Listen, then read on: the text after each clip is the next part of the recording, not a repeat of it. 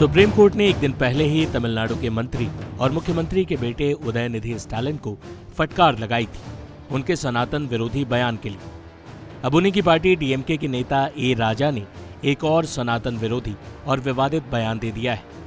ए राजा के बयान पर आए उससे पहले आपको बता दें कि कुछ वक्त पहले करुणानिधि के पोते और मुख्यमंत्री स्टालिन के बेटे उदयनिधि स्टालिन ने सनातन धर्म की तुलना डेंगू और मलेरिया से करते हुए इसके विरोध नहीं बल्कि उन्मूलन की बात की थी।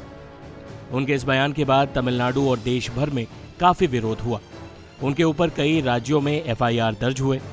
इन्हीं सारे केसेस को एक जगह क्लब करने की अपील लेकर उदयनिधि स्टालिन के वकील अभिषेक मनु सिंघवी अदालत में दलील दे रहे थे, लेकिन सुप्रीम कोर्ट ने अपनी टिप्पणी में मंत्री उदयनिधि स्टालिन पर अभिव्यक्ति की आज़ादी के दुरुपयोग करने का जिक्र किया।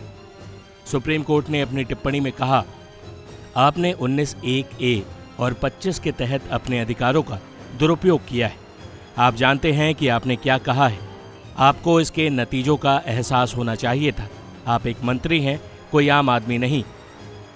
सुप्रीम कोर्ट की फटकार जैसे काफी नहीं थी, डीएमके नेता और 2G घोटाले में जेल जा चुके ए राजा ने नया विवादित बयान दे दिया है।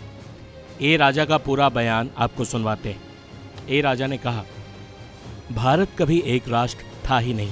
एक राष्ट्र का अर्थ है एक भाषा, एक परंपरा और एक संस्कृति, तभी यह एक राष्ट्र होता है।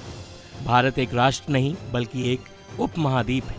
यहाँ तमिल एक राष्ट्र और एक देश है, मलयालम एक भाषा, एक राष्ट्र और एक देश है, उड़िया एक राष्ट्र, एक भाषा और एक देश है। ये सभी राष्ट्र मिलकर भारत बनाते हैं, तो भारत देश नहीं, यह एक उपमहाद्वीप है। यहाँ बहुत सारी परंपराएं और संस्कृतियां हैं। यदि आप तमिलनाडु आते हैं तो वहाँ की एक संस्कृति, केरल में एक और संस्कृति है, दिल्ली में एक और संस्कृति, उड़िया में एक और संस्कृति, इसी तरह कश्मीर की भी एक संस्कृति। इसे स्वीकार करो। मणिपुर में लोग कुत्ते का मांस खाते हैं, इस बात को स्वीकार करें। यदि कोई समुदाय गोमांस खाता है तो आपको क्या समस्या है? क्या उन्होंने आपसे खाने के लिए कहा? इसलिए अनेकता में एकता होने के बाद भी हमारे बीच मतभेद है, इसे स्वीकार करो। अगर आप कहेंगे ये भगवान है, ये आपके जय श्री राम है, ये आपकी भारत माता की जय है, तो हम जय श्री राम और भारत माता की जय को स्वीकार नहीं करेंगे। तमिलनाडु इसे स्वीकार नहीं करेगा। जाओ और कह दो कि हम राम के शत्रु हैं। वैसे तो डीएमके की राजनीति में हिंदू विरोधी बयानों का समायोजन कोई नई बात नहीं, लेकिन सत्ताधारी दल द्वारा ऐसी भड़काऊ भाषा के प्रयोग पर अदालत का रुख क्या रहता है, इस पर भी सबकी नजर होगी।